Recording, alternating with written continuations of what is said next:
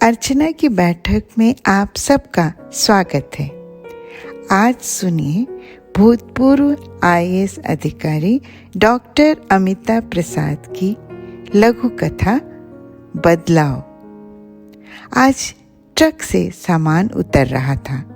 खाना बदोशी की ये जिंदगी उमा को अब अच्छी लगने लगी है। नया शहर, नए लोग, नया वातावरण बारिश की बूंदों की तरह लगता है, जैसे धूल भरे सारे पत्ते साफ हो गए हों। 4 फ्लैट का एक यूनिट। बगल वाले दरवाजे पर नाम देखा, विजयन एवं उषा। बगल वाले फ्लैट का दरवाजा थोड़ा सा खुला और एक तल्ख सी आवाज आई, आई एम उषा। सामान ले जाने में ज्यादा शोर नहीं करना। और ये क्या? और दरवाजा धाड़ से बंद। क्या बदतमीजी है। ये तो काफी दिनों बाद पता चला कि उनके घर में ही नर्सिंग होम है। सास और ससुर दोनों होम केयर में। सुबह से सर में तेज दर्द था। उमा का एक मन हुआ ऑफिस ना जाए, वर्क फ्रॉम होम कर ले। लेकिन वर्क फ्रॉम होम में आराम नहीं है। कभी प्रेशर कुकर की सीटी, कभी सासू माँ की पूजा की घंटी, फिर बच्चों का दौड़ दौड़ कर आना और इशारे से कुछ मांगना। उस दिन तो हद ही हो गई थी। लाख समझाने के बाद भी सुलू पीछे से हटी ही नहीं।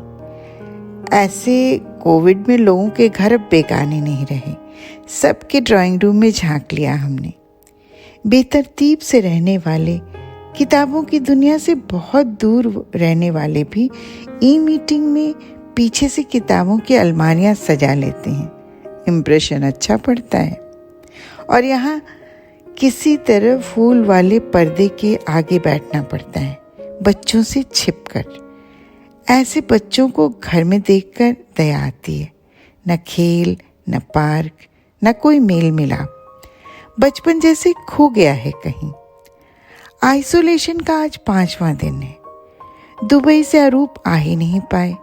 8 महीनों से वहीं अटके पड़े हैं। सासू माँ ने किसी तरह खिचड़ी बनाई है और बच्चों को सैंडविच खिला दिया। इतने दिनों में तो किचन में बर्तनों का ढेर लग गया होगा, पर डॉक्टर ने सख्त हिदायत दी है, अलग रहो, दवाइयाँ खाओ, अपनी फिक्र करो। दरवाजे को अलग कर सुलू झांकी लेती है। मन कितना छोटा हो जाता है और शरीर लाचार। सासू माँ की आवाज आ रही थी। पड़ोसन उषा जी ने ढेर सारा खाना भेज दिया है, ट्रे में बाहर है। उषा जी से भी कभी भी मिलने की हर कोशिश नाकाम ही हुई थी। We will meet in good times कहकर हमेशा दरवाजा मुंह पर ही बंद कर दिया करती थी। आज 4 दिनों से उनके भेजे हुए ट्रे का खाना खा रही हूँ। बहुत ही तरतीब से बनाई हुई पोहा, खिचड़ी, अच्छे से ढका हुआ सूप, सैंडविच।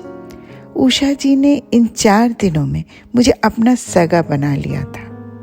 आज फोन पर धन्यवाद देने लगी तो उन्होंने कहा, लोगों ने मुझे हमेशा परखा ही है, समझा नहीं। 13 सालों से घर में नर्सिंग होम बना है, तभी किसी को बुला नहीं पाते, मिल नहीं पाते। अपनी कमजोरियों को कभी दिखाना नहीं चाहती मैं। खुद के पिंजरे से निकलकर देखा तो लगा जिंदगी कितनी छोटी है। इस जिंदगी में समय के बदलाव को पहचानने में देर तो हुई। हाँ, ये समझ गई कि जिंदगी का आईना तभी मुस्कुराएगा जब हम मुस्कुराएंगे। उस दिन तुम्हारी बनाई हुई खीर वापस कर दी थी।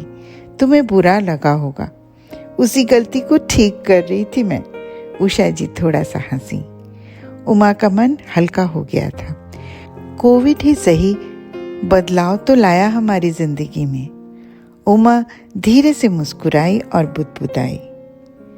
जो न देते थे जवाब, उनके सलाम आने लगे।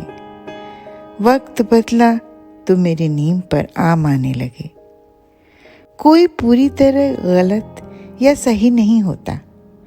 कोविड ने भी तो कहीं कुछ अच्छा किया ही है ना। ये कहानी आपको कैसी लगी ज़रूर बताइएगा। मिलते हैं फिर से अर्चना की बैठक में। तब तक के लिए नमस्कार।